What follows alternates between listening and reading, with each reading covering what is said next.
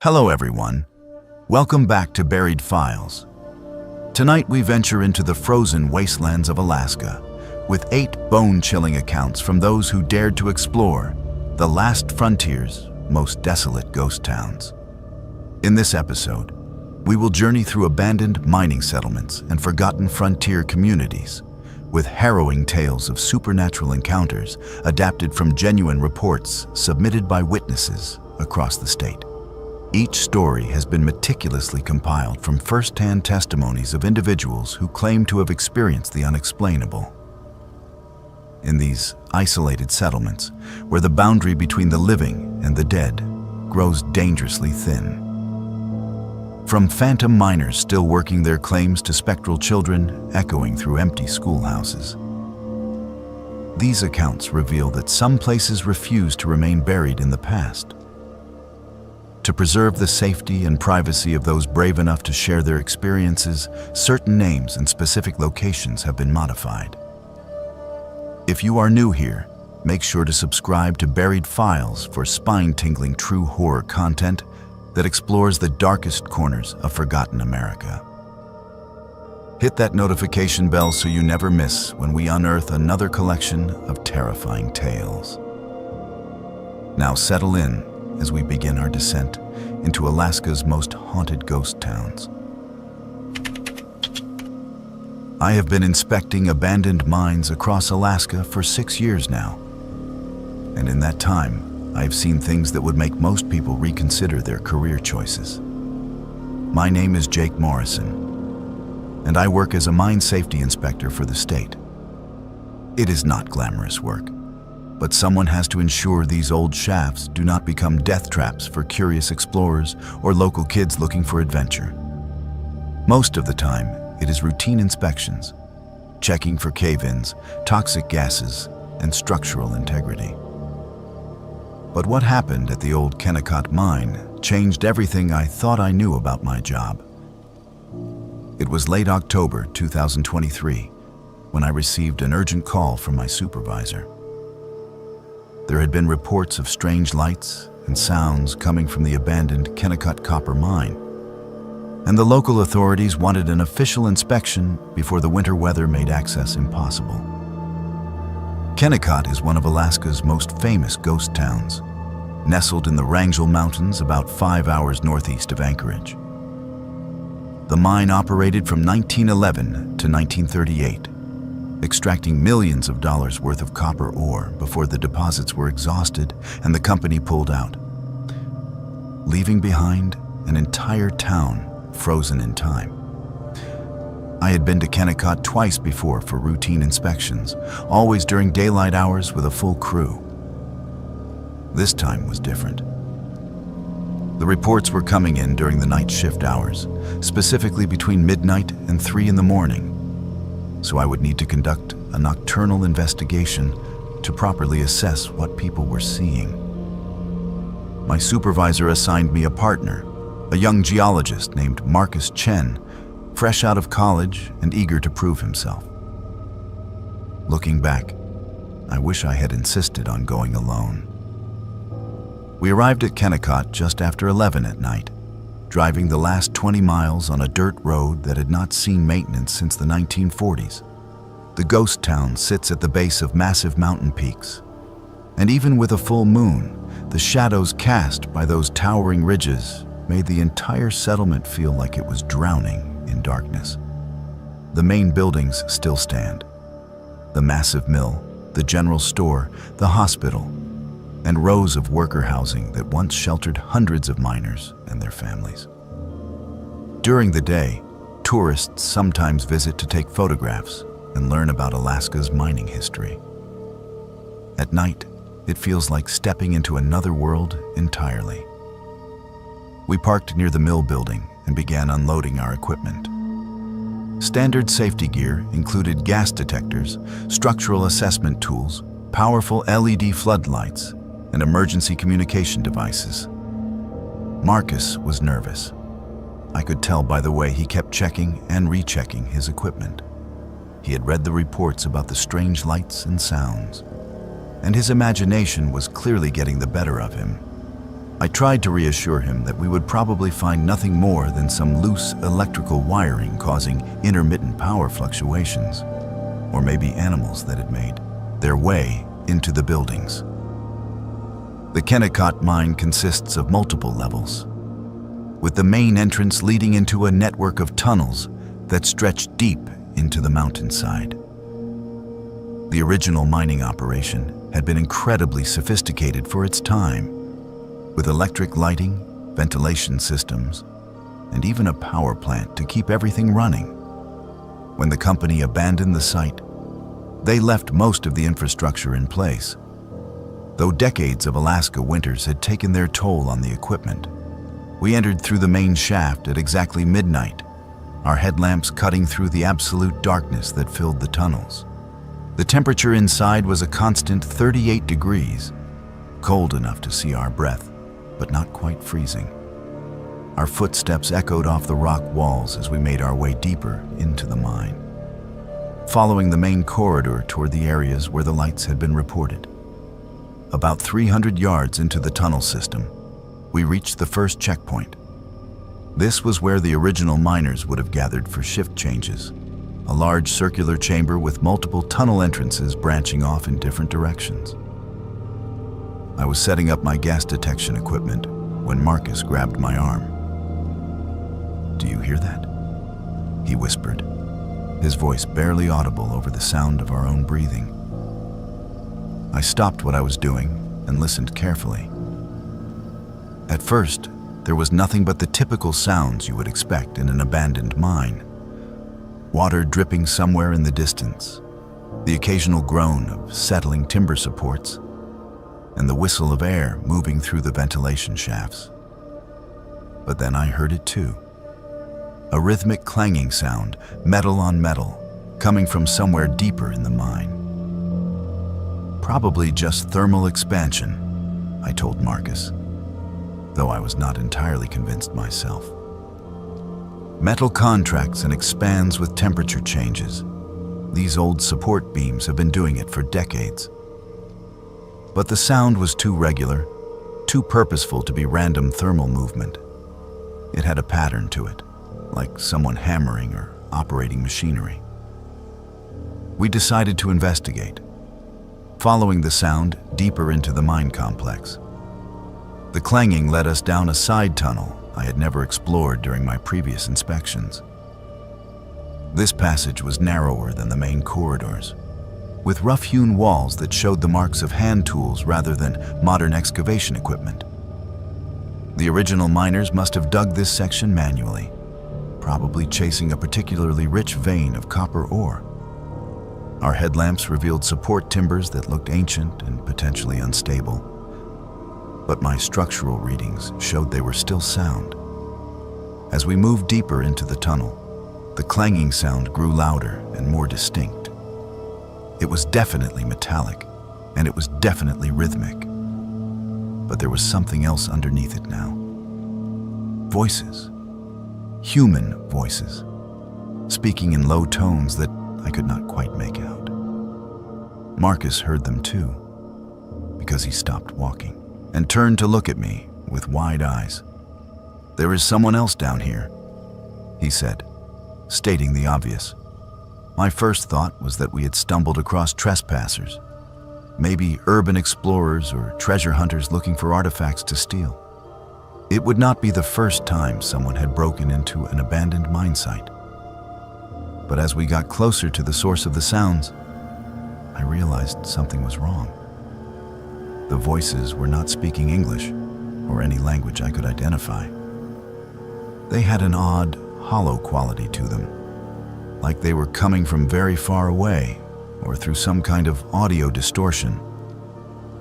We rounded a bend in the tunnel and found ourselves at the entrance to a large underground chamber.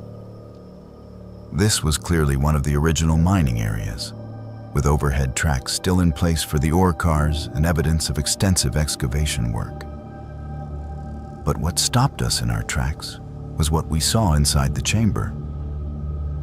There were lights. Not electric lights, but the warm, flickering glow of oil lamps and lanterns, and silhouettes, human figures moving around the chamber, carrying tools and equipment, working at what appeared to be an active mining operation. The clanging sound was coming from their pickaxes and shovels as they worked the rock face, and the voices were the miners calling instructions to each other. I stood there for what felt like several minutes, trying to process what I was seeing. My rational mind insisted that this had to be some kind of elaborate hoax or maybe a historical reenactment that we had not been told about. But something about the scene felt fundamentally wrong. The lighting was too dim and inconsistent, casting shadows that seemed to move independently of their sources. The figures themselves appeared translucent, like they were made of smoke or mist rather than solid matter. Marcus was gripping my arm so tightly I could feel his fingers through my heavy jacket. He was trembling, whether from cold or fear I could not tell. I reached for my radio to contact our supervisor, but when I tried to key the microphone, all I got was static. We were too deep underground for normal radio communication, but my equipment should have been able to reach the repeater we had set up outside. Something was interfering with the signal. One of the figures in the chamber turned toward us, and I saw his face clearly for the first time. It was the face of a man in his 40s, with a thick mustache and deep-set eyes that seemed to glow with their own internal light. He was wearing the kind of work clothes that miners would have worn in the 1920s. Heavy canvas pants, a wool shirt, and a leather cap with a carbide lamp attached to the front.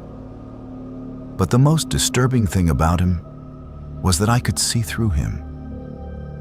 He was there, but he was not there. Like a photograph double exposed on the same piece of film. The miner looked directly at me and smiled, raising his hand in what might have been a greeting or a warning. Then he turned back to work, driving his pickaxe into the rock face with mechanical precision.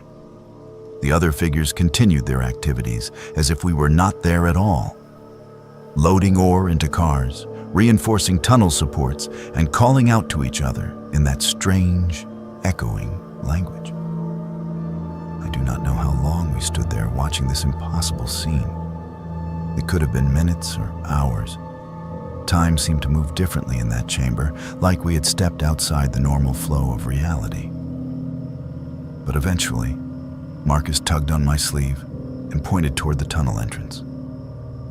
His meaning was clear. We needed to leave, and we needed to leave now. We backed away from the chamber as quietly as possible, not wanting to disturb whatever we had witnessed.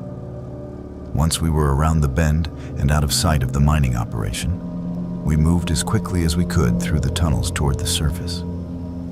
Neither of us spoke during the retreat. We were both too shaken by what we had seen to put it into words. When we finally emerged from the mine entrance, the first light of dawn was beginning to show over the mountain peaks. We had been underground for over 6 hours, though it had felt like much less time. We packed our equipment in silence and drove back toward the anchorage without discussing what had happened. It was not until we were back at the office the next day that Marcus finally asked me what I thought we had seen. I told him the truth. I had no idea. Every rational explanation I could think of fell apart under scrutiny. There had been no active mining operation at Kennicott since 1938. There were no reenactment groups scheduled to use the site.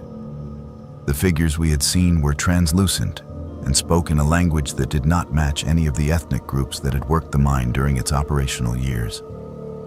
I filed my official report as a routine inspection with no significant findings. I could not bring myself to document what we had actually witnessed because I knew no one would believe it. But I haven't been able to stop thinking about that night, and I have done extensive research into the history of the Kennicott mine. What I discovered disturbs me more than the ghostly miners themselves. According to historical records, there were several fatal accidents during the mine's operational years. Cave-ins gas explosions, and equipment failures claimed the lives of at least 37 workers between 1911 and 1938. Many of these men were buried in unmarked graves near the mine site because their families could not afford to transport the bodies back to their home states. I believe we witnessed the midnight shift that never ended.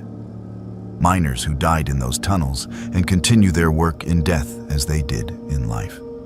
They are trapped in that underground world, forever extracting copper ore that no longer exists from rock faces that played out decades ago. I have not returned to Kennicott since that night, and I have requested that my supervisor assign that site to other inspectors. Mark is transferred to a different department within 6 months and now works exclusively on surface-level projects. We have never discussed that night again, but sometimes I catch him looking at me across the office with the same haunted expression I see in my own mirror. The reports of lights and sounds at Kennicott continue to come in, always during the midnight hours, always from people who claim to have seen things that should not exist.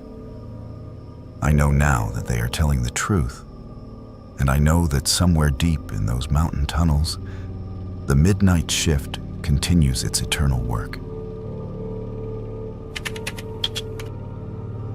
Antique hunting in ghost towns is not just my hobby. It pays the bills and feeds my soul in a way that few people understand. My name is Isabella Rodriguez, and for the past 8 years, I have been traveling across Alaska, searching through abandoned buildings for forgotten treasures that tell the stories of people who lived and died in this unforgiving wilderness. Most folks think I am crazy for spending weeks at a time in these desolate places. But there is something magical about finding a piece of history that no one else thought was worth saving. I run a small antique shop in Anchorage called Forgotten Alaska, and my customers range from serious collectors to tourists looking for authentic frontier memorabilia. The real money comes from the rare finds. Original mining equipment, native Alaskan artifacts sold with proper documentation, and vintage clothing from the gold rush era. Women's clothing from the early 1900s is particularly valuable because so few pieces survived the harsh conditions and practical necessities of frontier life. That is why I was so excited when I heard about the untouched buildings in Dia, a ghost town near Skagway that most people have never even heard of. Dia was a boom town during the Klondike Gold Rush of the 1890s, serving as a starting point for prospectors heading over the Chilkoot Pass. At its peak, the town had over 8,000 residents, dozens of businesses, and all the trappings of a thriving frontier community. But when the railroad reached Skagway in 1900, Dia was abandoned almost overnight, leaving behind an entire town frozen in time. I had received a tip from another dealer that there was a general store in Dia that still contained original merchandise from the 1890s. The building had been locked up tight when the last owner left, and harsh weather had kept most treasure hunters away. Getting there required a combination of driving and hiking that would take the better part of a day, but the potential payoff was worth the effort. I set out on a clear September morning in 2023, driving the Alaska Highway north toward the Canadian border before turning west toward Skagway. The final approach to Dia required leaving the main road and following an old mining trail that tested the limits of my four-wheel drive truck. The ghost town sits in a valley surrounded by towering peaks, accessible only during the brief summer and fall months when the passes are clear of snow. Dia today consists of scattered building foundations, a few partially standing structures, and the skeletal remains of what was once a bustling pier extending into the Lynn Canal. Most of the original buildings had collapsed decades ago, but I could see the general store my contact had described standing at what would have been the center of town. It was a 2-story wooden structure with weathered siding and a peaked roof that had somehow survived more than a century of Alaska winters. The front door was secured with a heavy padlock that had long since rusted solid. but I found a loose board on the back wall that allowed me to squeeze inside. The moment I stepped through that opening, I knew I had found something special. The building still smelled of wood smoke and old leather, and dust motes danced in the shafts of sunlight streaming through cracked windows. The main floor had been the retail space, with wooden shelves lining the walls and a long counter running down the center of the room. Most of the merchandise had been cleared out when the store closed, but I could see remnants of the original inventory. Rusted tools, empty bottles, and bolts of fabric that had survived because they were stored in sealed containers. But it was the second floor that took my breath away. This had been the proprietor's living quarters, and it looked like the family had simply walked away one day, leaving everything behind. There was furniture from the 1890s, personal photographs, books, and clothing still hanging in a wooden armoire. This was exactly the kind of untouched find that antique dealers dream about. I spent the first few hours carefully cataloging what I could see, taking photographs and making notes about the most valuable pieces. There was a dining set that would easily bring $5,000, several oil paintings that appeared to be original works, and what looked like a complete set of china from a prestigious manufacturer back east. But it was while I was examining the china that I noticed something else. A white garment hanging in the back corner of the armoire, partially hidden behind other clothing. When I carefully moved the other pieces aside, I found myself looking at the most beautiful wedding dress I had ever seen. It was made of ivory silk with intricate beadwork and lace detailing that would have required hundreds of hours of hand-stitching. The style was typical of the 1890s, with a fitted bodice, full skirt, and a train that would have extended several feet behind the bride. But what made this dress truly remarkable was its condition. Despite being over 120 years old, it looked like it had been made yesterday. The silk had not yellowed or deteriorated. The beadwork was intact, and there was not a single stain or tear anywhere on the garment. I had handled enough vintage clothing to know that this level of preservation was virtually impossible. Silk fabric from that era should have been brittle and discolored after more than a century, especially in Alaska's extreme climate variations.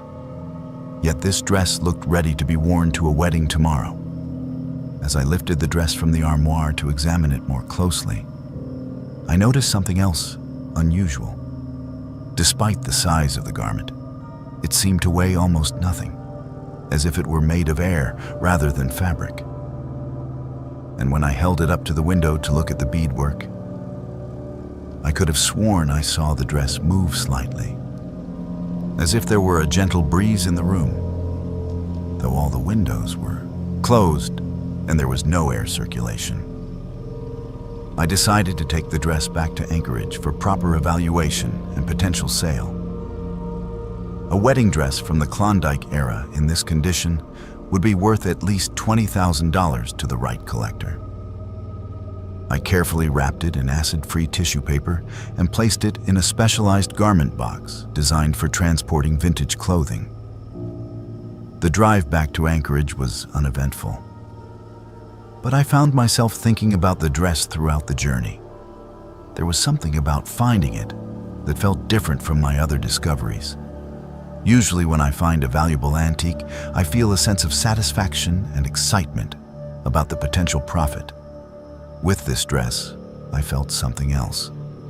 An odd sense of responsibility, as if I were being trusted with something precious rather than simply acquiring merchandise for my shop. I arrived home late that evening and carefully transported the dress box to my workshop, where I had proper equipment for examining and restoring vintage textiles. I planned to spend the next few days researching the dress's origins and preparing it for sale. But first, I wanted to take some detailed photographs for my records. When I opened the garment box and unwrapped the tissue paper, the dress looked exactly as it had in Dia. Perfect condition, pristine white silk, and intricate beadwork that caught the light from my photography lamps. I set up my camera equipment and began taking detailed shots of the bodice, sleeves, and skirt. It was while I was photographing the train of the dress that I first saw her. In the viewfinder of my camera, standing behind the dress, was a young woman in her early 20s with dark hair arranged in the elaborate style typical of the 1890s. She was beautiful, with delicate features and large eyes that seemed to be looking directly at me through the camera lens. But when I lowered the camera to look at the dress directly, there was no one there. I told myself it must have been a trick of the light or a reflection from one of my photography lamps. But when I raised the camera again, she was still there. This time she appeared to be reaching toward the dress with one hand, as if she were trying to touch it. I set the camera down and stepped back from the dress, my heart racing. I have been around antiques my entire adult life, and I have heard all the stories about objects carrying the energy or memories of their previous owners. I had always dismissed such tales as superstition, but I could not explain what I was seeing through my camera. Over the next several days, the incidents escalated. Every time I tried to work with the dress, whether to examine it more closely or take additional photographs, I would see the young woman. Sometimes she appeared as a reflection in mirrors or windows. Other times I would catch glimpses of her in my peripheral vision, standing in the corner of my workshop or walking past the doorway. But it was not just visual appearances. The dress itself began to behave strangely. I would position it one way for photography and return the next morning to find it arranged differently, as if someone had been handling it overnight. The silk fabric, which should have been cool to the touch, sometimes felt warm when I handled it, as if it had been recently worn. I tried researching the history of the Daiya General Store and its owners, hoping to find some explanation for what I was experiencing. What I discovered made the situation even more disturbing. The store had been owned by a family named Patterson, who had arrived in Daiya in 1897 during the height of the gold rush. Thomas Patterson ran the store while his wife Margaret took care of their daughter Sarah, who was 19 years old when they arrived in Alaska. According to the records I found, Sarah Patterson had been engaged to marry a prospector named William Hayes in the spring of 1899, but the wedding never took place. William Hayes died in an avalanche while attempting to cross Chilkoot Pass in March of 1899, just 2 months before the planned ceremony. Sarah Patterson died of pneumonia that same winter, and her parents abandoned Decia the following summer, unable to bear the memories associated with the town. The dress I had found was Sarah Patterson's wedding dress, never worn and never removed from the armoire, where it had waited for more than 120 years. As I learned more about Sarah's story, the paranormal activity in my workshop intensified. I would arrive in the morning to find old photographs scattered around the dress, as if someone had been looking through them during the night. My equipment would be moved or turned off, and sometimes I would hear what sounded like quiet sobbing coming from the corner where I kept the dress. The final incident happened 3 weeks after I brought the dress home from Daiya. I had been working late in my shop, trying to complete the documentation necessary to sell the dress to a collector in Seattle. It was nearly midnight when I heard music coming from my workshop. Soft, melodic music that sounded like a music box or a player piano. When I went to investigate, I found the dress floating 3 feet off the ground, swaying gently as if someone were wearing it and dancing to the distant music. The young woman I had seen in my photographs was now fully visible, translucent but clearly present, wearing the dress and moving in a waltz pattern around my workshop. She saw me watching and stopped dancing. turning to face me with an expression of infinite sadness. When she spoke, her voice sounded like it was coming from very far away. "I never got to wear it," she said. "I never got to dance at my wedding." I stood there frozen, unable to move or speak, as Sarah Patterson continued to dance in her wedding dress to music only she could hear. After what felt like hours but was probably only minutes, she gradually faded away, and the dress settled gently onto my workbench. The next morning, I carefully packed the wedding dress back into its garment box and drove it back to Daya. I returned it to the armoire where I had found it, arranging it exactly as it had been when I first discovered it. As I was leaving the abandoned store, I could swear I heard a woman's voice saying, "Thank you," carried on the wind. I never went back to that building, and I've never told anyone else about what I experienced with Sarah Patterson's wedding dress. Some objects are not meant to be bought and sold. Some treasures are meant to remain where they are, keeping their secrets and their sorrows in the places where they belong. The dress is still there in Daya, waiting in the armoire of an abandoned general store, as beautiful and perfect as the day it was made. And sometimes, on quiet nights when the wind is just right, locals say you can hear waltz music drifting through the ruins of the old town, as if someone is finally having the wedding dance that never was. Growing up, my grandfather used to tell me stories about the old railroad days, back when the Alaska Railroad was the lifeline connecting remote communities to the rest of the world. He worked as a conductor for 37 years, riding those rails through some of the most beautiful and dangerous terrain on Earth. My name is Marcus Washington, and I am 24 years old. Unlike my grandfather, I never worked for the railroad professionally. But trains have been my passion since childhood. I collect vintage railroad memorabilia, study historical routes, and spend my weekends exploring abandoned rail lines across Alaska. That passion is what brought me to McCarthy in October 2023. McCarthy is a tiny community that sits at the end of one of the most remote railroad spurs ever built in Alaska. The Copper River and Northwestern Railway constructed the line in the early 1910s to transport copper ore from the Kennicott mines to the port in Cordova.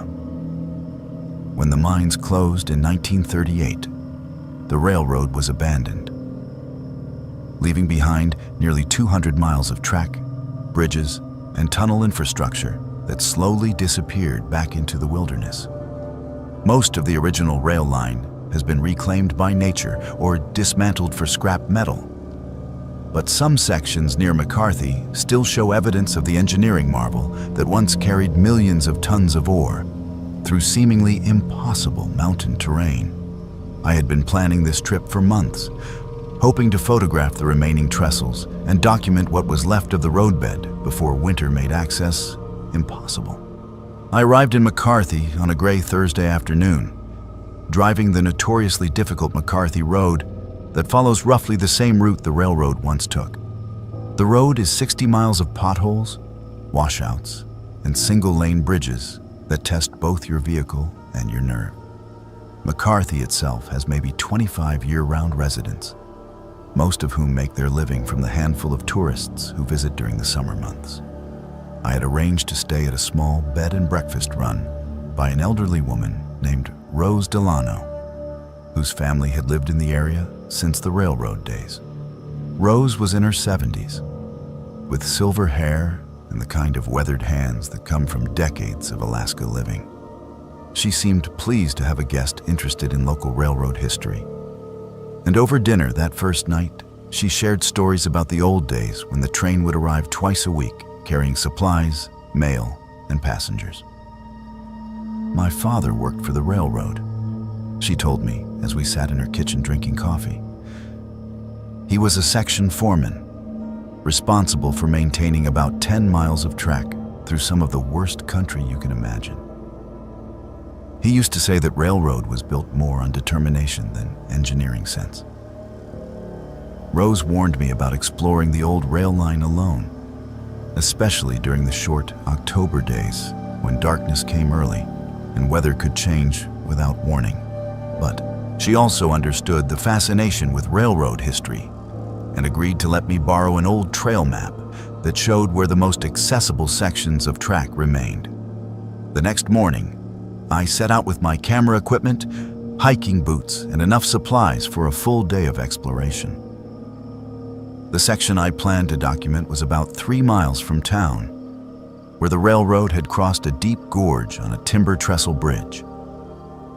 According to my research, portions of that bridge were still standing, though the rails themselves had been removed decades ago. The hike to the bridge site took me through dense forest and over rough terrain that showed no signs of recent human passage. The original roadbed was still visible in places, marked by the distinctive grading and drainage ditches that railroad crews had carved through the wilderness more than a century ago. As I walked, I tried to imagine what it must have been like for those early workers, building a railroad through country that seemed determined to reject human intrusion. I reached the gorge around noon and found the remains of the trestle bridge exactly where my map indicated. It was an impressive sight, even in its deteriorated condition. The original structure had been built from massive timber beams, some of them 3 feet thick, arranged in the complex geometric patterns typical of early 20th century railroad engineering. About half of the bridge was still standing, though it was clearly unsafe for crossing. The missing sections had fallen into the gorge below, where I could see the twisted remains of wooden beams and iron hardware scattered among the rocks. I spent several hours photographing the bridge from different angles, documenting the construction techniques and hardware that would have been state-of-the-art when the line was built. The afternoon was quiet, except for the sound of wind through the trees and the distant call of ravens. It was exactly the kind of peaceful, isolated experience I had been hoping for. As the sun began to sink toward the western mountains, I started packing up my equipment for the hike back to town. The October days were short, and I wanted to be off the trail before full darkness set in. That was when I heard it for the first time. A low, rhythmic sound that seemed to be coming from somewhere deep in the forest. At first, I thought it might be a helicopter or small aircraft. But the sound was wrong for that. It was more mechanical, more regular, like the steady chuffing of a steam engine working hard to pull a heavy load up a steep grade. I stopped packing and listened more carefully, trying to determine where the sound was coming from. The sound grew louder and more distinct, and I realized with a chill that it was coming from the direction of the abandoned railroad line. Not just the general direction, but specifically from the tracks themselves, as if a train were approaching the bridge where I stood. I told myself it had to be some kind of industrial equipment, maybe a maintenance crew working on the road system or a mining operation I had not heard about. But as the sound continued to grow louder, I began to make out other noises underneath the main engine sound. The rhythmic clicking of wheels on rails, the squeal of metal brake shoes, and what sounded like the sharp blast of a steam whistle echoing off the mountain walls. The rational part of my mind insisted that this was impossible. There had been no active railroad traffic through this area since 1938. The rails had been removed, the bridges were unsafe, and there was no conceivable reason for any kind of train to be operating on this abandoned line. But my ears were telling me a different story. I grabbed my camera and positioned myself where I would have a clear view of the bridge approach, thinking that whatever was making this sound would have to come into sight within the next few minutes. The mechanical noises were now loud enough that I could distinguish individual components. The heavy breathing of a steam locomotive, the clatter of multiple cars following behind the engine, and voices calling out in what sounded like working commands. That was when I saw the headlight. A single bright beam cut through the forest darkness, moving along the exact path where the railroad tracks had once been. Behind the light, I could make out the dark bulk of a steam locomotive, its smokestack visible against the evening sky. The engine was pulling what appeared to be a long train of freight cars, all of them loaded with what looked like copper ore from the Kennicott mines. I raised my camera and started taking pictures, though my hands were shaking so badly I was not sure any of them would be in focus. Through the viewfinder, I could see details that should not have been possible. The locomotive was a narrow-gauge engine typical of the early 1900s, painted in the dark green livery of the Copper River and Northwestern Railway. I could see figures in the cab, men wearing the kind of work clothes that railroad crews would have worn during the original operation of the line. The train approached the broken bridge at what seemed like normal operating speed, showing no signs of slowing down or stopping. I wanted to shout a warning, to somehow alert the crew that the bridge was unsafe, but no sound would come from my throat. I could only stand there and watch as the locomotive reached the edge of the intact portion of the trestle. What happened next defied every law of physics I understood. Instead of plunging into the gorge where the bridge was broken, the train continued across empty air, following the path where the missing rails should have been. I could see it clearly. A full locomotive and string of ore cars crossing a gap of more than 100 feet, supported by nothing but thin mountain air. The phantom train completed its impossible crossing and disappeared into the forest on the other side of the gorge, the sound of its engine gradually fading into the distance. Within minutes, the mechanical noises were gone entirely, leaving only the natural sounds of wind and wildlife that had been there before. I stood at the edge of the broken bridge for a long time, staring across the gorge and trying to process what I had witnessed. When I finally looked at my camera to review the photographs I had taken, every single image showed nothing but empty forest and the broken remains of the trestle bridge. Whatever I had seen and heard had left no trace on the digital sensor. The hike back to McCarthy in the gathering darkness was the longest 3 miles of my life. Every sound in the forest made me jump, and I kept looking over my shoulder, half expecting to see the headlight of the phantom train bearing down on me from behind. By the time I reached Rose's bed and breakfast, my nerves were completely shattered. Rose took one look at me and immediately made a pot of strong coffee, settling me down at her kitchen table while I tried to explain what had happened. She listened to my story without interruption, nodding occasionally, but showing no signs of surprise or disbelief. When I finished, Rose was quiet for a long moment, staring into her coffee cup. Finally, she looked up at me with an expression I could not quite read. "You are not the first person to see that train," she said quietly. "My father saw it 3 times during his years working the section. Always in the evening, always crossing that same bridge. He said it was the spirits of the men who died building the railroad, still trying to complete their run to Cordova." She went to an old wooden cabinet and pulled out a yellowed newspaper clipping from 1923. The headline read, "Train Derailment Claims 6 Lives Near McCarthy." According to the article, a locomotive and 4 ore cars had plunged off the trestle bridge during a winter storm, killing the entire crew. Their bodies were never recovered from the bottom of the gorge. "Every few years, someone sees them," Rose continued. "Always the same train, always crossing the broken bridge, always heading toward Cordova with a load of copper ore. My father used to say they will keep making that run until someone fixes the bridge and lets them complete their journey." I left McCarthy the next morning, cutting my planned week-long visit short. I have not been back since, and I have no plans to return.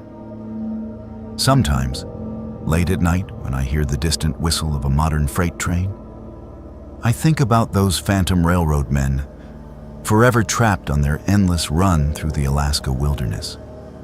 The photographs I took that day show nothing unusual, just the broken remains of an old trestle bridge in a remote mountain gorge.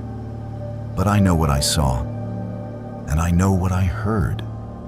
Somewhere in the forests around McCarthy, the last train is still running, carrying its ghostly crew and phantom cargo on a journey that will never end.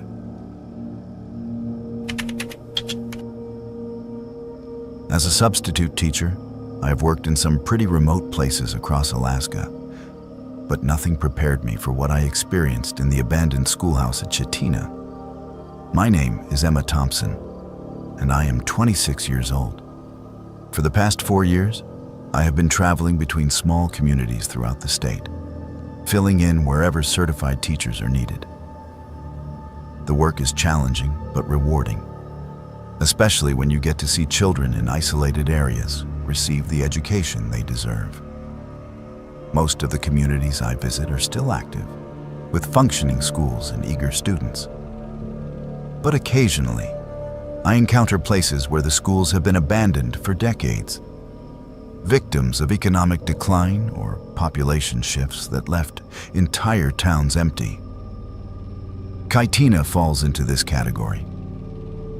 Once a thriving railroad town with over 1,000 residents, it now has fewer than 50 year-round inhabitants, most of whom are elderly or running tourism-related businesses during the brief summer season. I came to Chitina in late September 2023 not to teach, but to research a paper I was writing about rural education in Alaska for my master's degree program.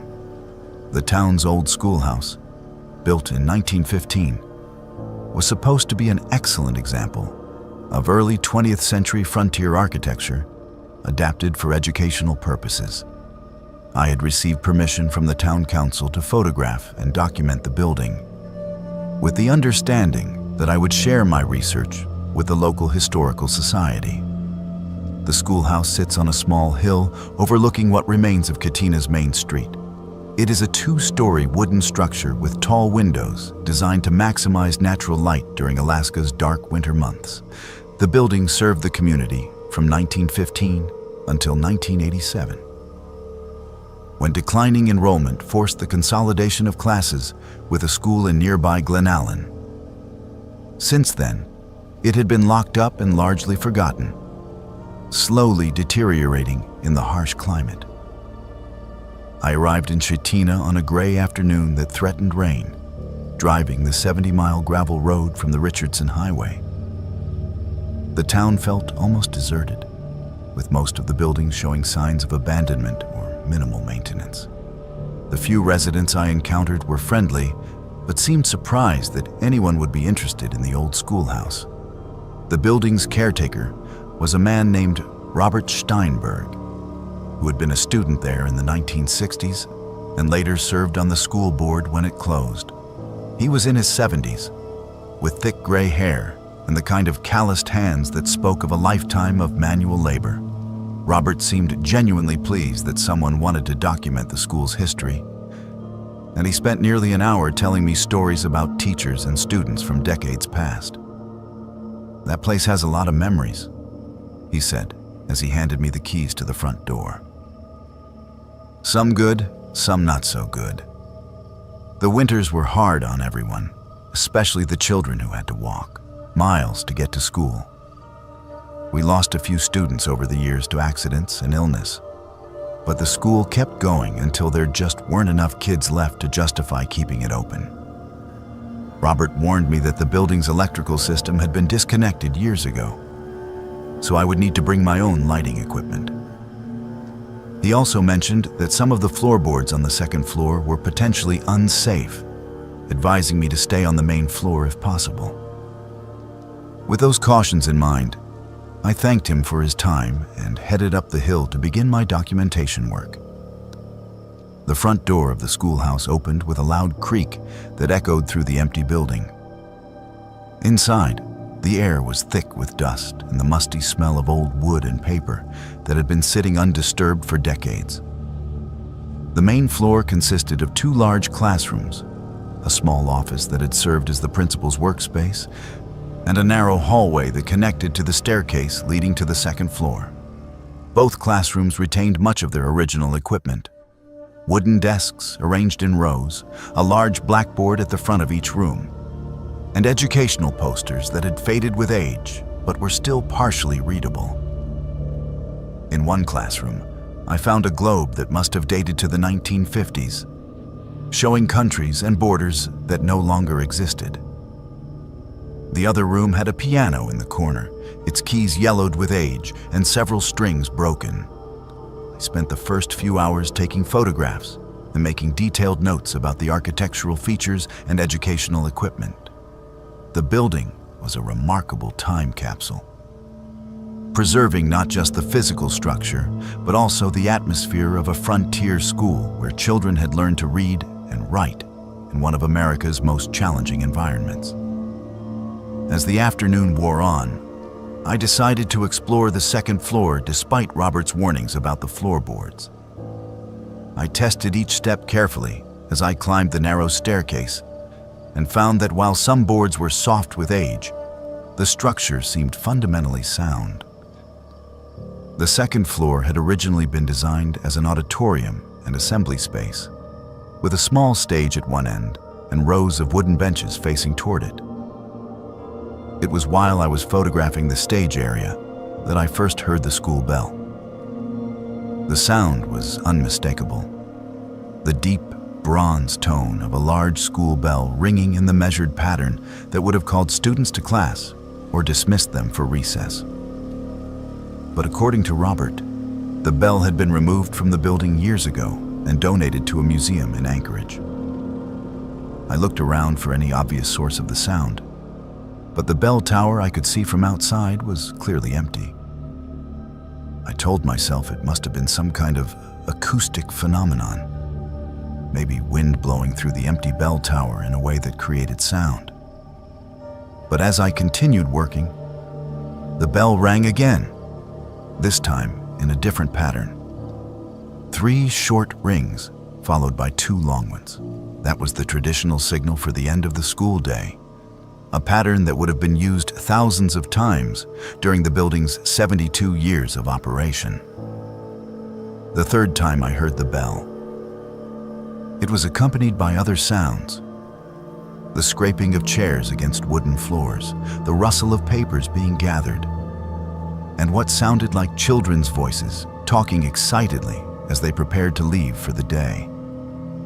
The sounds were coming from the main floor classrooms directly below me. I made my way back down the staircase as quietly as possible, not wanting to disturb whatever was happening below. When I reached the hallway, I could hear the sounds more clearly. Children were definitely talking, their voices high and animated in the way that kids sound when they are excited about something. I could make out individual words occasionally: homework, recess, and Miss Anderson. I approached the first classroom and peered around the door frame. What I saw made no rational sense, but I could not deny the evidence of my own eyes. The classroom was full of children, perhaps 20 or 25 students ranging in age from about 6 to 14. They were dressed in clothing from what appeared to be the 1940s or 1950s. Simple dresses for the girls, knickers and suspenders for the boys, and practical shoes suitable for walking long distances in rough country. At the front of the classroom stood a woman in her 30s, wearing a long skirt and white blouse typical of mid-20th century fashion. Her dark hair was pinned back in a style that matched the period of the children's clothing. She was writing something on the blackboard, and I could see that her handwriting was the kind of careful script that teachers of that era would have drilled into their students. The children appeared solid and real, not translucent or ghostly in any obvious way. They were gathering their books and papers, putting on coats and hats, and chatting with each other about typical school-age concerns. But there was something subtly wrong about the scene that I could not initially identify. It took me several minutes of observation to realize what was bothering me. The children cast no shadows. Despite the bright afternoon light streaming through the tall windows, none of the figures in the classroom produced the dark silhouettes that living people would create. They were there, but they were not entirely there, existing in some state between reality and memory. The teacher at the front of the room looked up from the blackboard and made eye contact with me. She had kind eyes and a gentle smile that suggested she was genuinely fond of her students. When she spoke, her voice had the clear, carrying quality that good teachers develop from years of addressing classrooms full of children. "Class is dismissed for today," she said, though she continued looking directly at me rather than at her students. "Please remember to finish your arithmetic problems for tomorrow and bundle up warm for the walk home. Winter is coming early this year." The children began filing out of the classroom in an orderly fashion, passing within inches of where I stood in the hallway. As they walked by me, I could feel a slight chill in the air, as if each child were surrounded by a pocket of cold that moved with them. Some of the younger ones looked up at me with curious expressions, but none of them seemed surprised or frightened by my presence. One little girl, perhaps 8 years old with blonde braids and a red wool coat, stopped directly in front of me and tugged on my jacket sleeve. When I looked down at her, she smiled and spoke in a voice that sounded like it was coming from very far away. "Are you our new teacher?" she asked. "Miss Anderson has been waiting for someone to help her with the upper grades. There are so many of us now, and we all want to learn." Before I could respond, the child continued walking toward the front door, joining the stream of students leaving the building. I followed them outside, watching as they scattered in different directions down the hill toward what had once been Chitina's residential neighborhoods. Some walked alone, others in small groups, all of them moving with the purposeful stride of children heading home after a normal day of school. The teacher, Miss Anderson, was the last to leave the building. She paused beside me on the front steps and looked out over the nearly empty town below us. "We have been waiting so long for the school to reopen," she said quietly. "The children miss their lessons terribly. They keep coming back, hoping that someday there will be teachers and books and proper classes again." She turned to face me directly, and I could see that her eyes held a deep sadness mixed with hope. "Will you stay and teach them?" she asked. "They have been without proper instruction for so many years. They deserve to finish their education, to learn everything they were meant to learn before." She paused, and the sadness in her eyes deepened. "Before the accident." I wanted to ask her what accident she was referring to, what had happened to these children and to her.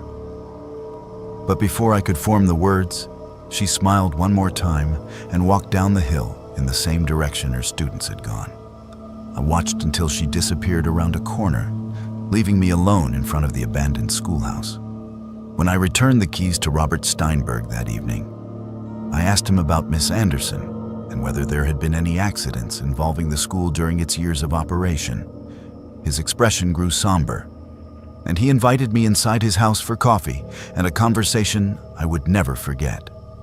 "Margaret Anderson taught here from 1952 to 1967, he told me, settling into an old recliner beside his wood-burning stove. "She was one of the best teachers we ever had, really cared about the kids and went out of her way to help families that were struggling. She never married, said the children were her family." Robert paused to sip his coffee, and I could see he was deciding how much to tell me. "The accident happened in February of 1967, he continued. "There was a terrible blizzard, worst storm anyone could remember. School should have been canceled, but the weather report had been wrong and it caught everyone by surprise. Miss Anderson kept all the children inside until the storm passed. but the building's heating system failed during the night. He was quiet for a long moment, staring into his coffee cup. They found them the next morning when the storm cleared, all of them together in the main classroom, where Miss Anderson had gathered them around the piano to keep their spirits up. Carbon monoxide from a faulty chimney. 23 children and their teacher, all of them gone. I spent one more night in Chitina, but I did not return to the schoolhouse. The next morning, as I was loading my car for the drive back to Anchorage, I heard the school bell ringing across the empty town. 3 short rings followed by 2 long ones, calling students to another day of learning that would never end. My job takes me to the most isolated communities in Alaska, places where getting supplies can mean the difference between life and death during the long winter months. My name is Ryan O'Malley, and I am 35 years old. For the past 8 years, I have worked as a supply chain manager for Northern Logistics, a company that specializes in delivering goods to remote villages, mining operations, and research stations throughout the state. It is demanding work that requires careful planning and an understanding of how quickly weather can turn a routine delivery into a survival situation. Most of my routes involve active communities with real people who depend on our deliveries for everything from food and medicine to fuel and equipment parts. But occasionally, I receive requests for deliveries to locations that exist more on paper than in reality. Places where someone still maintains a mailing address, even though the community itself has been abandoned for decades. That was the case with Elamar, a ghost town on Prince William Sound that had been a copper mining community from 1897 to 1919. According to my delivery manifest, someone at Elamar had ordered a substantial shipment of basic supplies, canned goods, batteries, medical supplies, and other items that would be essential for surviving an Alaska winter. The order was paid for in advance with a cashier's check that cleared without any problems. But when I tried to contact the customer by phone to arrange delivery details, the number was disconnected. Company policy required me to attempt delivery, even when customer contact was not possible. So I loaded my supply truck and headed for the coordinates provided on the shipping manifest. The drive to Elamar required taking the Seward Highway south from Anchorage, then following a series of increasingly remote roads toward the coast. The final approach was a narrow gravel track that had not seen maintenance in years, winding through dense forest before emerging at the shore of Prince William Sound. Elamar sits on a natural harbor that had been ideal for shipping copper ore to markets in the lower 48 states. During its peak years, the town had supported nearly 800 residents, with all the infrastructure necessary for a thriving mining community.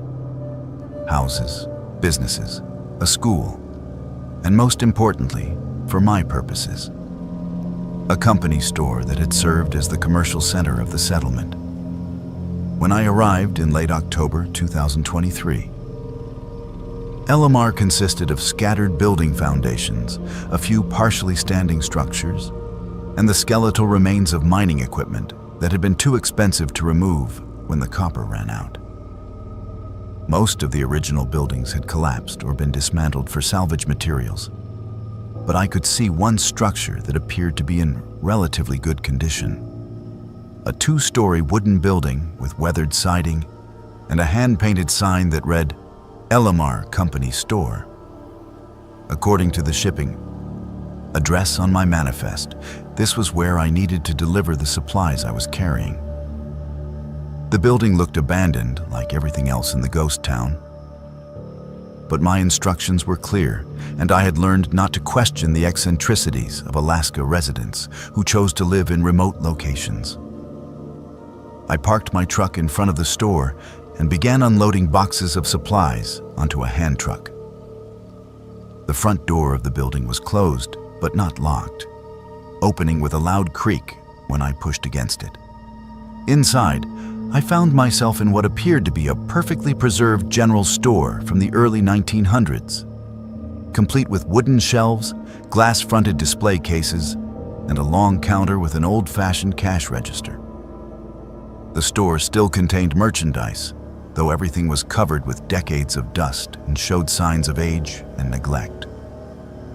There were bolts of fabric, hand tools, canned goods with labels I did not recognize, and various household items that would have been essential for frontier life. The atmosphere was thick with the smell of old wood and paper, and dust motes danced in the shafts of afternoon sunlight that streamed through dirty windows. I began stacking the supply boxes near the front counter, planning to leave them there with a delivery note since no one appeared to be present to sign for the shipment. That was when I heard footsteps coming from the back of the store, followed by a voice calling out in a friendly tone. "Just a moment. I will be right with you." A man emerged from what appeared to be a storage area behind the main counter. He was perhaps 50 years old, with graying hair and a thick mustache typical of men from the early 20th century. He wore a white shirt with sleeve garters, dark pants held up by suspenders, and a leather apron that suggested he was the store's proprietor. What struck me most about his appearance was how clean and well-dressed he looked, as if he had just started his workday rather than spending decades in an abandoned building. "You must be from Northern Logistics," he said with a warm smile. "I have been expecting this delivery for quite some time. I hope you did not have any trouble finding us." I was confused by his comment about expecting the delivery for a long time, since the order had only been placed 2 weeks earlier. But I assumed he was referring to the challenges of getting supplies to such a remote location. I handed him the delivery manifest and waited while he reviewed the list of items I had brought. "This looks perfect," he said, nodding with satisfaction. "My customers have been asking for these items, and I was starting to worry that I would not be able to fulfill their orders before winter sets in." I looked around the empty store and wondered what customers he was referring to. But it was not my job to question how people chose to run their businesses. I helped him carry the supply boxes behind the counter, and he carefully arranged them on shelves and in storage areas with the practiced efficiency of someone who had been running a general store for many years. When we finished moving the supplies, the storekeeper reached into a wooden cash drawer and counted out payment for the delivery in cash. The bills were crisp and new, despite being of a design that had not been used for decades. I had seen enough old currency during my years in Alaska to recognize that these were genuine bills from the 1940s and 1950s, though they looked like they had been printed yesterday. "I appreciate you making the trip out here," he said as he handed me the money. "I know it is not easy to reach Elamar, especially this late in the season. My customers will be very pleased to see that I have restocked the shelves." As if summoned by his words, I heard the front door of the store open, followed by the sound of multiple people entering the building. I turned to see a group of men and women dressed in work clothes from the early 1900s, carrying shopping baskets and talking among themselves about items they needed to purchase. They appeared to be miners and their families, the kind of people who would have made up Elamar's population during its active years. The customers moved through the store with familiarity, selecting items from shelves and discussing prices with the storekeeper. They seemed solid and real, not translucent or obviously supernatural. But there was something about their presence that made the air in the store feel thick and charged with energy. As they shopped, they occasionally glanced at me with polite curiosity, but no one seemed surprised or concerned about my presence. One woman approached the counter carrying a selection of canned goods and fabric. She was perhaps 30 years old, wearing a simple dress and a shawl that suggested she was the wife of one of the miners. When she spoke to the storekeeper, her voice had an odd, echoing quality, as if it were coming from very far away. "Put this on the Murphy account," she said. John will settle up on payday like always." The storekeeper nodded and made notations in a leather-bound ledger, recording the transaction in careful handwriting. As he worked, more customers continued to enter the store, creating a bustling atmosphere that would have been typical of a thriving frontier business. I watched this impossible scene for several minutes, trying to understand what I was witnessing. The logical part of my mind insisted that this had to be some kind of elaborate historical reenactment. But the customers were too numerous and too detailed for any amateur production. They moved and spoke with the natural ease of people going about their daily business, not performers following a script. The storekeeper finished serving his customers and walked back over to where I stood near the front counter. The shopping crowd gradually dispersed, with people leaving the store in small groups while discussing their purchases and making plans for the rest of their day. "Thank you again for the delivery," he said, shaking my hand with a grip that felt surprisingly cold. "I will be placing another order in a few weeks, once I see how quickly these items sell. Business has been very good lately." I left the LMR Company store in a state of confusion and disbelief, driving back toward Anchorage while trying to make sense of what I had experienced. The cash payment was real enough, sitting in my jacket pocket as physical proof that the transaction had occurred. But everything else about the delivery defied rational explanation. When I returned to the Northern Logistics office the next day, I submitted my delivery reporting as a successful completion, though I did not mention the unusual circumstances surrounding the customer or the other people I had encountered in the store. I also deposited the cash payment, which the bank accepted without question, despite the age of the bills. 2 weeks later, I received another order for delivery to LMR, placed by the same customer and paid for with another cashier's check that cleared without problems. This time, I made the delivery with a different driver, claiming that I needed to handle other routes that day. According to his report, the delivery went smoothly, though he did mention that the customer seemed unusually old-fashioned in his dress and manner of speaking. I have not returned to LMR since that October day, and I have requested that other drivers handle any future deliveries to that location.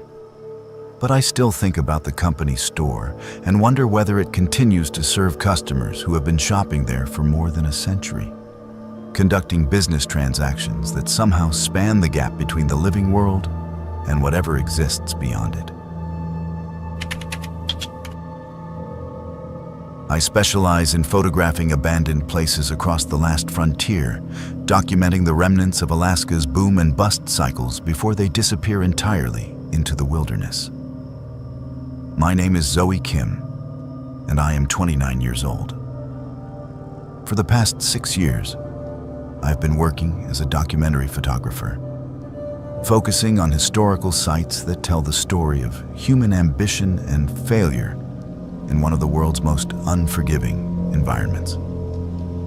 My work has been featured in National Geographic, Alaska magazine, and several museum exhibitions about frontier history.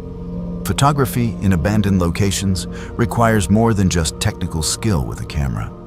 You need to understand the history of the places you visit, respect the memories embedded in decaying structures, and develop an intuition for finding the shots that capture not just what remains, but what has been lost. Some photographers hunt for dramatic lighting or unusual angles, but I have always been drawn to the subtler images that reveal the human stories behind abandoned places. That philosophy brought me to Latouche Island in September 2023, a remote location in Prince William Sound that had been the site of Alaska's largest copper mining operation during the early 1900s. At its peak, Latouche supported nearly 1,500 residents and produced millions of pounds of high-grade copper ore that was shipped to smelters in Tacoma, Washington. When the copper deposits were exhausted in the 1930s, the entire community was abandoned almost overnight, leaving behind one of Alaska's most complete ghost towns. Accessing Latouche required chartering a small boat from Whittier, a 2-hour journey across often rough waters to reach the island's protected harbor. I had arranged for the boat captain to drop me off in the morning and return the following evening, giving me nearly 36 hours to explore and photograph the abandoned settlement. It was an expensive proposition, but the isolation meant that very few photographers had documented Latouche in recent years, and I was hoping to capture images that would complete a book project about Alaska's forgotten mining communities. The boat dropped me off at the ruins of what had once been a substantial pier, now reduced to scattered pilings and collapsed decking that jutted from the water like broken teeth. The harbor was eerily quiet, except for the sound of waves lapping against the rocky shoreline and the occasional cry of seabirds overhead. Behind the ruined pier, I could see the remains of Latouche spread across a natural amphitheater formed by low hills that rose from the water's edge. Most of the original buildings had collapsed or been dismantled for salvage materials, but enough structures remained to give a sense of what the community had been like during its active years. There were the foundations of dozens of houses, the skeletal frame of what had been the company store, and most impressively, the massive ruins of the copper processing mill that had been the economic heart of the operation. I spent the first few hours exploring the site and planning my photography approach. The late September light was perfect for the kind of atmospheric shots I wanted to capture, with low-angled sunlight filtering through the ruins and creating dramatic shadows across the abandoned landscape. I was particularly interested in photographing the mill ruins, which rose from the hillside like the skeleton of some enormous industrial beast. The mill had been built in stages over several decades, resulting in a complex structure of steel girders, concrete foundations, and massive machinery that had been too expensive to remove when the mine closed. Walking through the ruins was like exploring a three-dimensional puzzle, with walkways, platforms, and equipment arranged in patterns that had once made perfect sense to the engineers who designed them.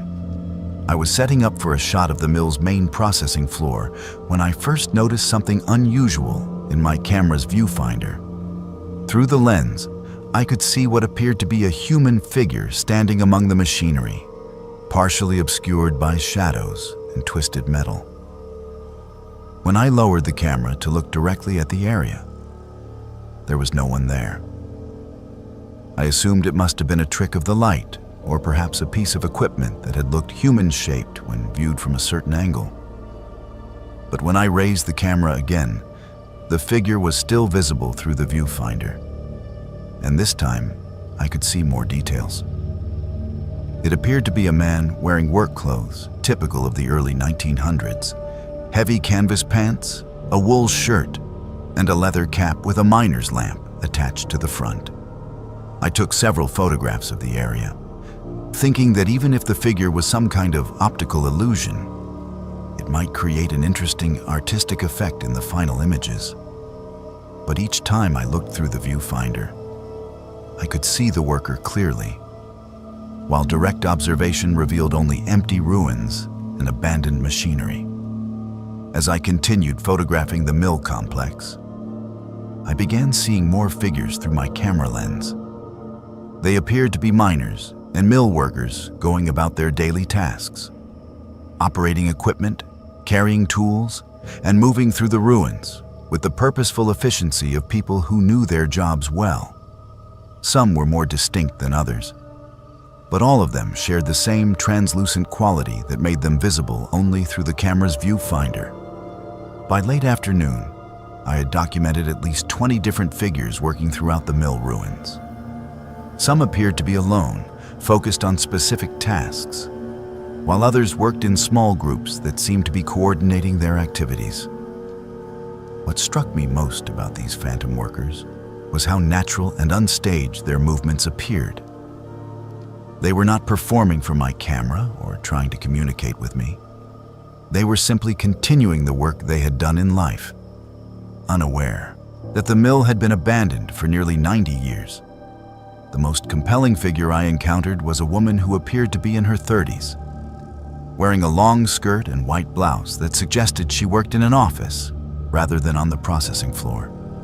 Through my camera lens, I could see her moving between different areas of the mill, carrying what looked like paperwork and occasionally stopping to speak with the other workers.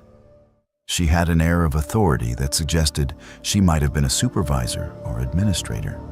When I focused my telephoto lens on her face, she looked directly into the camera with an expression of mild curiosity, as if she could sense my presence but was not quite sure what to make of it. Her eyes held an intelligence and warmth that made her seem completely real and human, despite the fact that she was invisible to my naked eye. I spent nearly an hour photographing this woman as she moved through her ghostly duties, documenting what appeared to be a typical workday in the Latouche mill circa 1920. She seemed to be conducting some kind of inspection or quality control process, examining equipment and taking notes in a leather-bound ledger that she carried with her. At one point, she approached very close to where I was standing and appeared to look directly at me through the camera lens. When she spoke, I could not hear her voice, but I could read her lips clearly as she mouthed the words, "Are you documenting our work?" I nodded instinctively, though I realized she probably could not see me any more clearly than I could see her without the camera. But she seemed to understand my response, because she smiled and gestured for me to follow her to a different area of the mill. She led me to what had been the administrative offices, a section of the mill where wooden structures had been built within the larger steel framework. Through my camera, I could see that this area was fully furnished and operational, with desks, filing cabinets, and office equipment that would have been state-of-the-art in the early 1900s. Several people were working at the desks, processing paperwork and conducting business related to the mill's operations. The woman who had led me there pointed to a large chart on the wall that showed production figures and shipping schedules. Through my telephoto lens, I could read the dates clearly. They were all from 1927, the peak year of production at Latouche.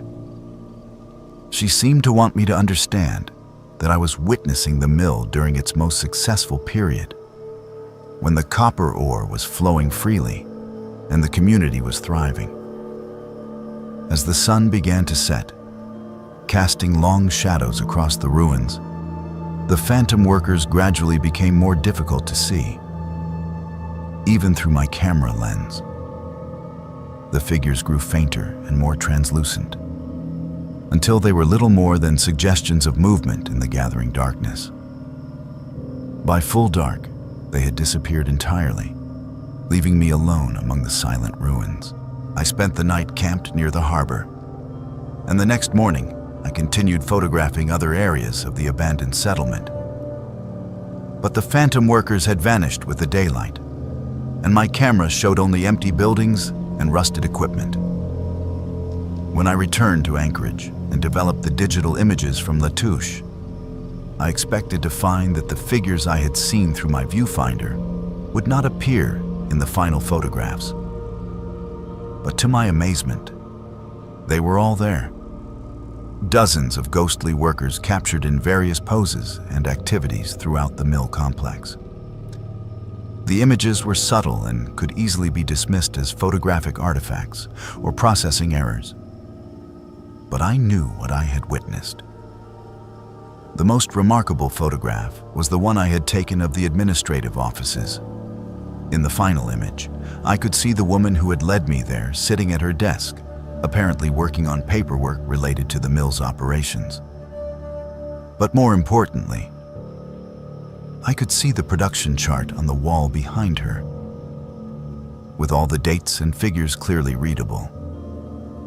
When I researched the historical records of Latouche's mining operations, I found that the production figures shown in my photograph matched exactly with the documented output for 1927.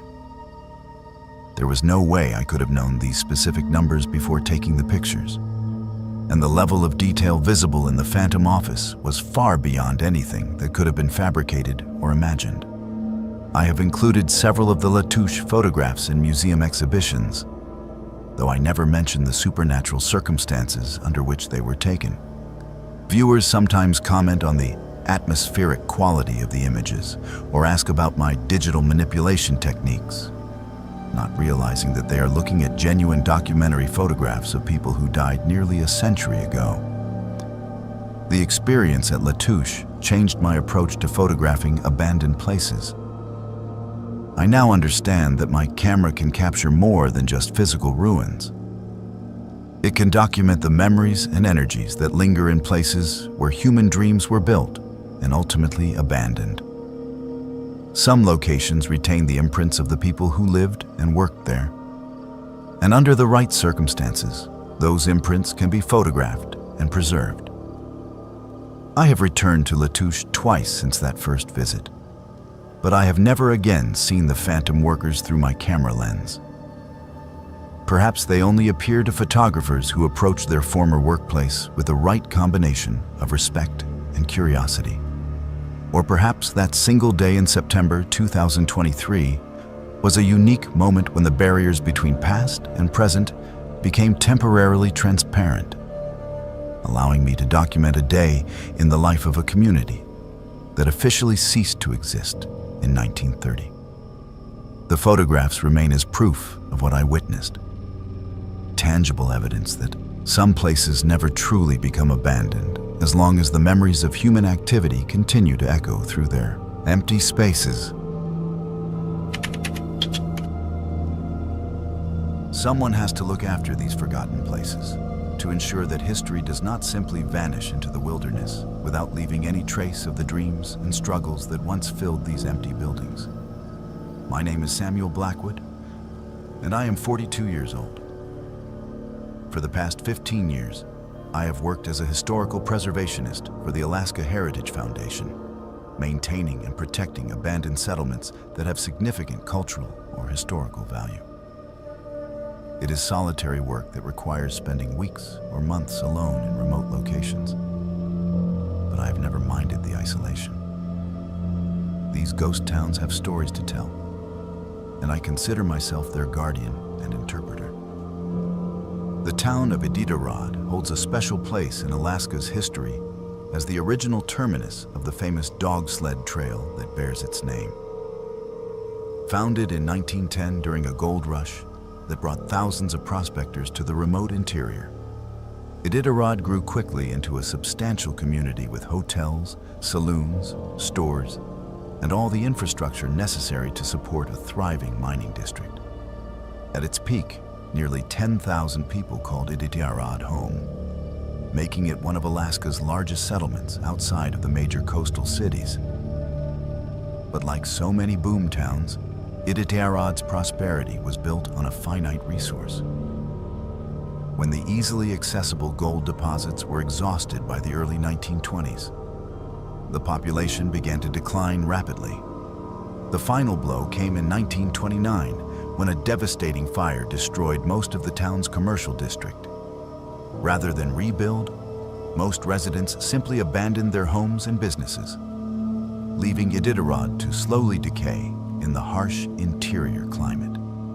Today, Iditarod exists as a scattered collection of building foundations, collapsed structures, and a handful of buildings that have somehow survived nearly a century of abandonment. The Alaska Heritage Foundation designated it as a protected historical site in 1998, recognizing its importance to the state's mining heritage and its connection to the Iditarod Trail Sled Dog Race that commemorates the original supply route to the goldfields. My assignment was to spend the winter of 2023 to 2024 in Iditarod, conducting a comprehensive survey of the remaining structures and developing a long-term preservation plan for the most historically significant buildings. It would be my first extended stay in the ghost town, though I had visited several times during summer surveys. Winter preservation work is challenging but necessary, as the extreme cold and snow loads reveal structural problems that are not apparent during warmer months. I arrived in Iditarod in early November 2023, flying in by bush plane and landing on a frozen lake about 2 miles from the town site.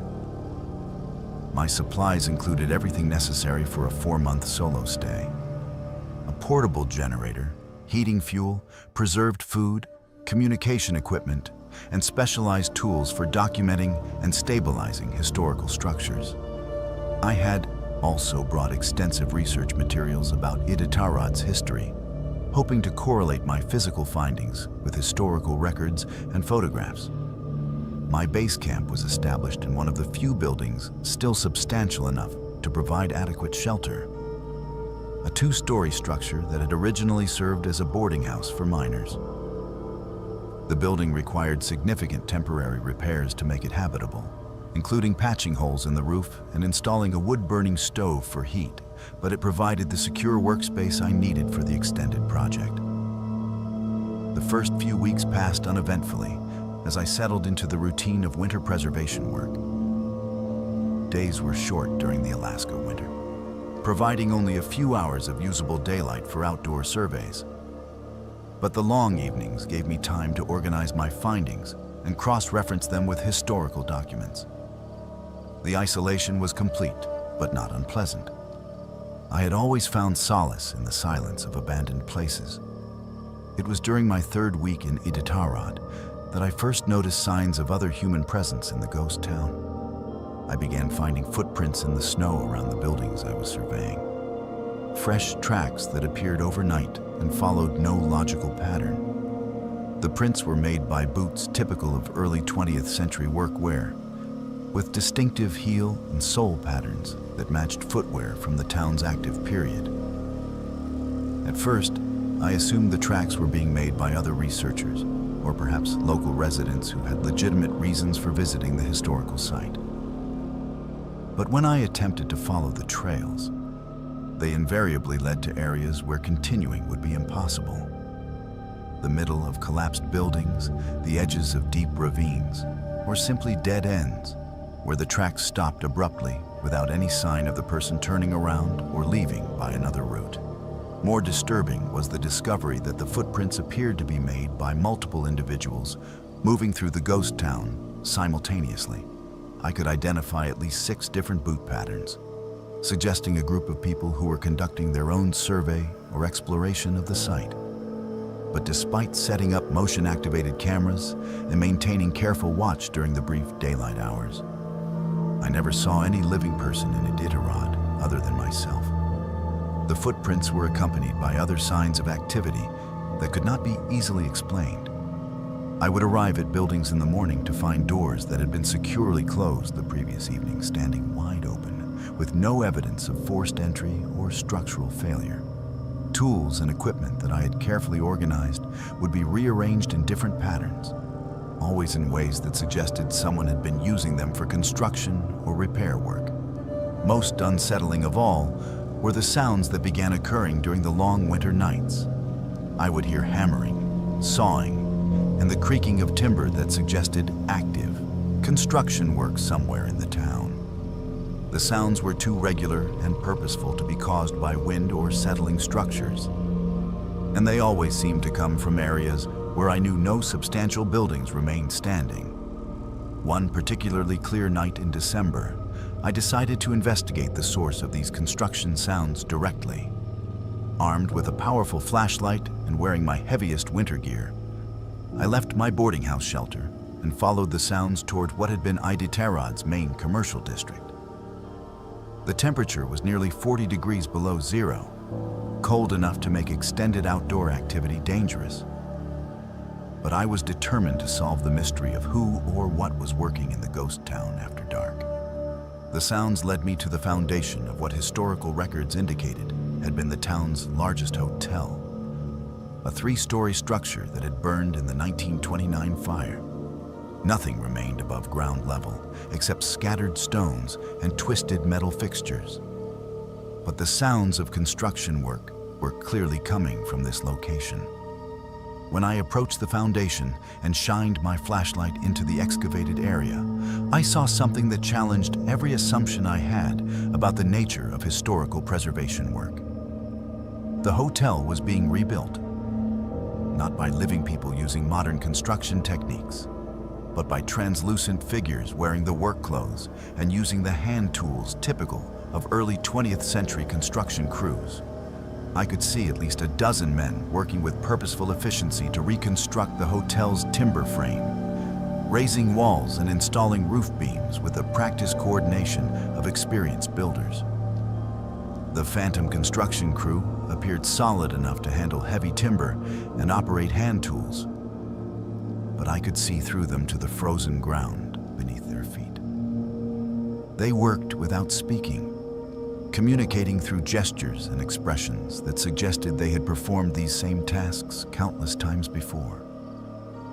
Their movements had the fluid precision of people who knew their trade thoroughly and took pride in their craftsmanship. As I watched this impossible scene, one of the workers looked up from his task and made direct eye contact with me. He was a man in his 40s, with a thick beard and the kind of weathered face that spoke of years spent working outdoors in harsh conditions. When he saw me watching, he smiled and touched the brim of his cap in a gesture of acknowledgement, then returned to his work as if my presence was expected and welcome. I stood at the edge of the foundation for what felt like hours, documenting this supernatural construction project with my camera and taking detailed notes about what I was witnessing. The Phantom workers continued their tasks without pause, gradually rebuilding portions of the hotel that had been destroyed nearly a century earlier. Their work followed the original architectural plans perfectly, as if they were drawing on memories of the building's construction during Iditarod's boom years. As dawn approached and the first light of the short winter day began to illuminate the ghost town, the Phantom construction crew gradually faded away, leaving behind no physical evidence of their nighttime labors.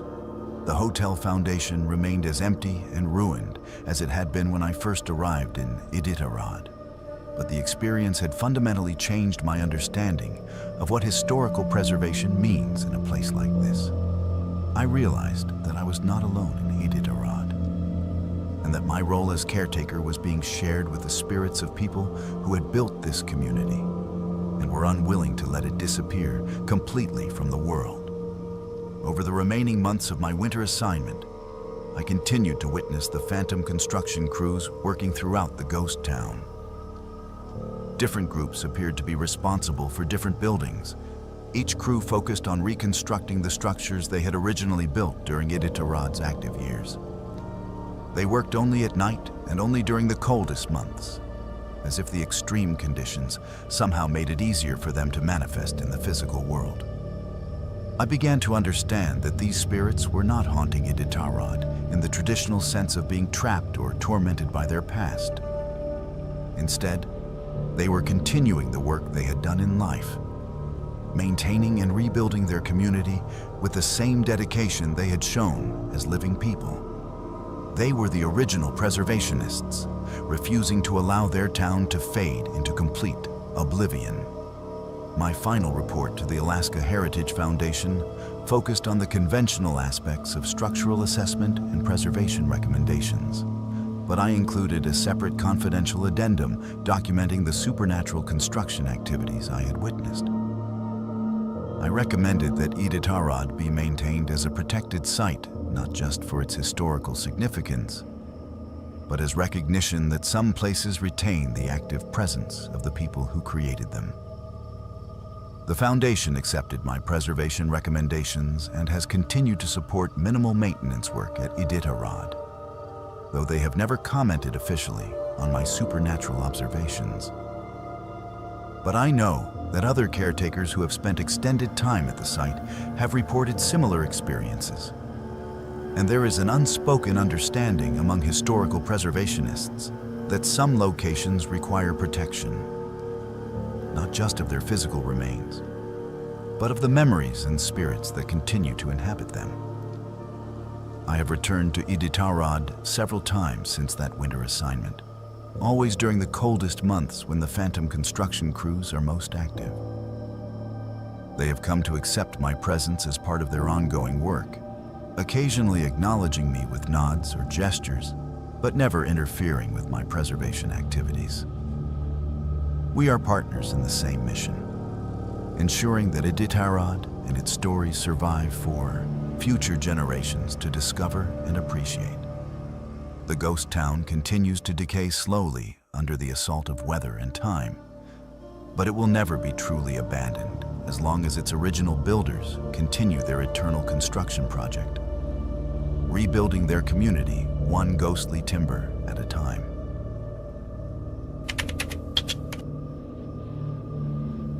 Metal detecting in ghost towns has always been my weekend escape, a way to combine my professional interest in geology with the thrill of discovering artifacts that tell the stories of Alaska's mining past. My name is Ashley Martinez, and I am 33 years old. I work as a geological survey technician for the state, spending most weekdays analyzing soil samples and mineral compositions in laboratory settings. But when Saturday arrives, I pack my metal detector and head for the wilderness, searching through abandoned settlements for the small treasures that previous inhabitants left behind. Most of my finds are common items: nails, coins, pieces of mining equipment, and household objects that were lost or discarded during the daily life of frontier communities. Occasionally, I discover something more significant: a gold nugget, a piece of vintage jewelry, or a tool with historical significance that ends up in a museum collection. But it was the discovery of an old prospector's map that led me into the most terrifying experience of my life. I found the map in August 2023 while exploring the ruins of Chisana, a gold rush town near the Canadian border that had flourished briefly between 1913 and 1915. Chisana was unusual among Alaska boom towns because its gold deposits were discovered so late in the territorial period, creating what some historians call the last great gold rush in North America.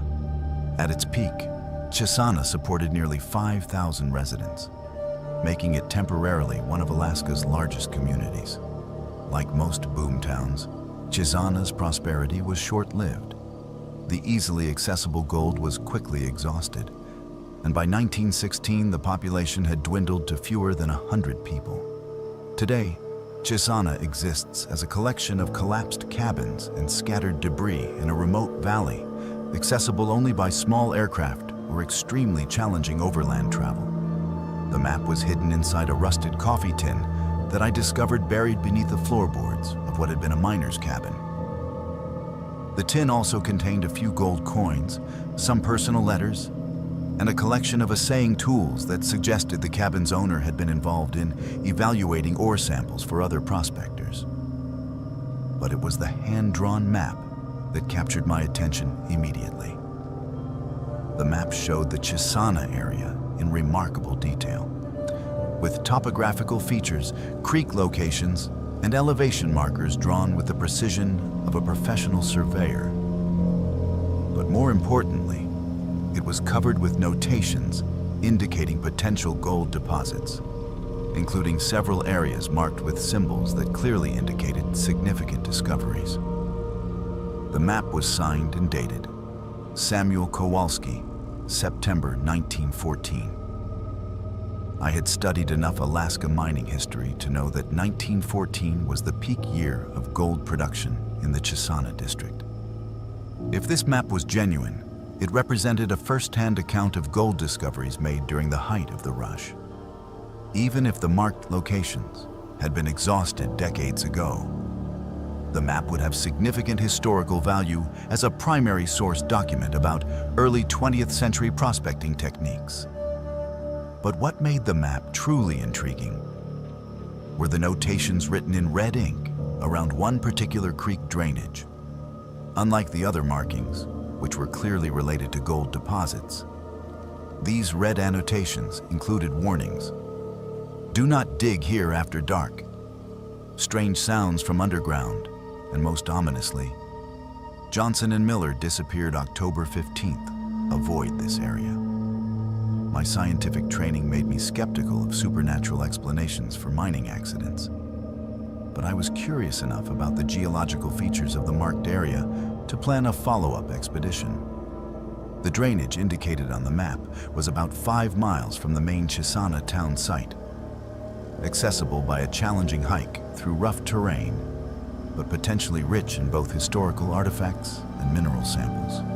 I returned to Chisana 2 weeks later, equipped with camping gear for a 3-day expedition and metal detecting equipment suitable for more extensive searching. The weather was perfect for late August, with clear skies and temperatures that would remain comfortable for sleeping outdoors. I planned to spend the first day hiking to the creek drainage marked on the map, establish a base camp, and then spend 2 full days systematically searching the area for both artifacts and geological samples. The hike to the creek drainage was more difficult than I had anticipated, requiring navigation through dense brush and across unstable terrain that showed evidence of previous mining activity. When I finally reached the area indicated on Samuel Kowalski's map, I found clear signs that it had been the site of extensive gold prospecting. Hand-dug test pits, the remains of sluice boxes, and scattered equipment that had been abandoned when the miners moved on to more promising locations. I established my camp near a grove of spruce trees that provided shelter and a good view of the creek valley. The setting was beautiful, but eerily quiet, with none of the wildlife sounds that usually fill Alaska's wilderness areas. Even during the brief twilight that passes for night during Alaska's late summer, the silence was complete and somehow oppressive. I began my metal detecting survey the next morning, working systematically along the creek bed and through the areas where previous miners had concentrated their efforts. The detector immediately began registering hits, and within the first few hours, I had recovered several coins, pieces of mining equipment, and what appeared to be personal items that had been lost or abandoned during the original prospecting activities. But as the day progressed, I began finding objects that did not fit the pattern of typical mining artifacts. There were pieces of clothing buried in the gravel, far more than would be expected from normal wear and replacement. I found several pairs of boots, all of them showing signs of hasty removal rather than normal abandonment. Most disturbing were the personal items: pocket watches, wedding rings, and photographs that appeared to have been dropped rather than deliberately discarded. It was while excavating around a particularly strong metal detector signal that I made the discovery that changed everything. About 3 feet down in what had been a test pit dug by the original miners, I found human bones. My geological training included enough forensic knowledge to recognize that these were not ancient remains or the result of natural deaths. The bones showed evidence of trauma, and they were scattered in a pattern that suggested the bodies had been torn apart by some tremendous force. More disturbing was the number of individual skeletons represented by the bone fragments I was uncovering. This was not a single mining accident, but evidence of multiple violent deaths. I should have stopped digging and contacted the authorities immediately. But my scientific curiosity overcame my better judgment. I wanted to understand what had happened in this remote creek valley that had prompted Samuel Kowalski to mark his map with warnings about disappearances and strange sounds. As I continued excavating, I found more evidence of violent deaths: shredded clothing, broken tools, and personal effects scattered as if their owners had been attacked while working. The pattern of bone distribution suggested that whatever had killed these miners had also partially consumed their remains, leaving behind only fragments that had been buried by decades of creek flooding and sediment deposition. The sun was beginning to set by the time I realized how much I had uncovered and how far I had strayed from normal archaeological protocols. I had excavated an area nearly 10 feet square and 3 feet deep, revealing what was clearly a mass grave containing the remains of at least 6 different individuals. the implications were staggering. This was evidence of a historical atrocity that had been hidden in the Alaska wilderness for more than a century. I was photographing the excavation site and preparing to cover it for the night when I heard the sound that Samuel Kowalski had warned about on his map. Strange noises coming from underground. It began as a low rumbling, like distant thunder or the sound of heavy machinery operating far below the surface. But gradually, the rumbling resolved into something more disturbing. The sound of digging, as if something large and powerful were excavating tunnels beneath the creek bed. The digging sounds were accompanied by what could only be described as breathing, deep and rhythmic inhalations and exhalations that suggested something enormous was moving through underground passages. As darkness fell completely, the underground sounds grew louder and more active. I could hear what sounded like multiple creatures moving through an extensive tunnel system, occasionally breaking the surface to gulp air before diving back into their subterranean domain. Whatever was down there was large enough to displace significant amounts of earth and gravel, creating vibrations that I could feel through the soles of my boots. I retreated to my campsite and tried to convince myself that I was hearing natural geological phenomena, underground streams, settling permafrost, or gas escaping from decomposing organic matter. But the sounds were too purposeful, too obviously biological to be explained by non-living processes. Around midnight, something began emerging from the excavation site. I first noticed movement in my peripheral vision, dark shapes rising from the pit I had dug during the day. When I focused my flashlight on the area, I saw creatures that defied every principle of biology and zoology I understood. They were roughly humanoid in shape, but far larger than any person, with elongated limbs that ended in claws capable of moving tons of earth and rock. Their skin appeared to be adapted for underground living, pale and translucent enough that I could see the movement of internal organs beneath the surface. But most horrifying were their faces, which retained enough human characteristics to suggest that these creatures had once been people. The miners who had disappeared in 1914 had not been killed by these underground dwellers.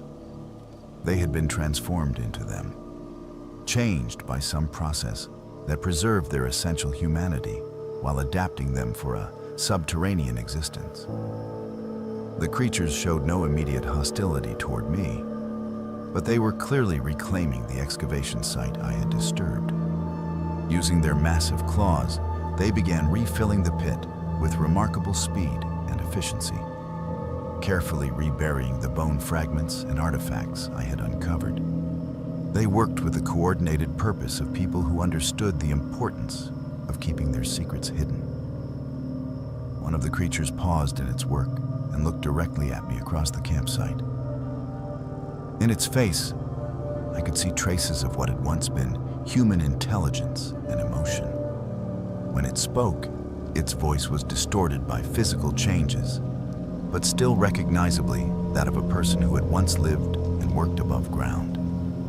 "You should not have dug here," it said, echoing the warning Samuel Kowalski had written on his map. "Some gold comes at too high a price." I spent the rest of the night huddled in my tent, listening to the sounds of the creatures working to erase all evidence of my excavation. By dawn, they had disappeared back into their underground realm, leaving the creek valley exactly as I had found it. Even my metal detector could no longer locate the artifacts I had uncovered the previous day. I hiked back to Chisana that morning and flew out to Fairbanks on the first available charter flight, taking Samuel Kowalski's map with me as the only proof of what I had discovered. I have never returned to that creek drainage, and I have never reported the location of the mass grave to authorities. Some secrets are meant to remain buried, protected by guardians who have paid the ultimate price for disturbing forces that should be left alone. The prospector's map remains in my possession, a reminder that Alaska's gold rush history includes chapters that were never meant to be written in official records. Somewhere in the remote valleys near Chisana, the transformed miners continue their eternal vigil, ensuring that the price they paid for their greed remains hidden beneath the earth.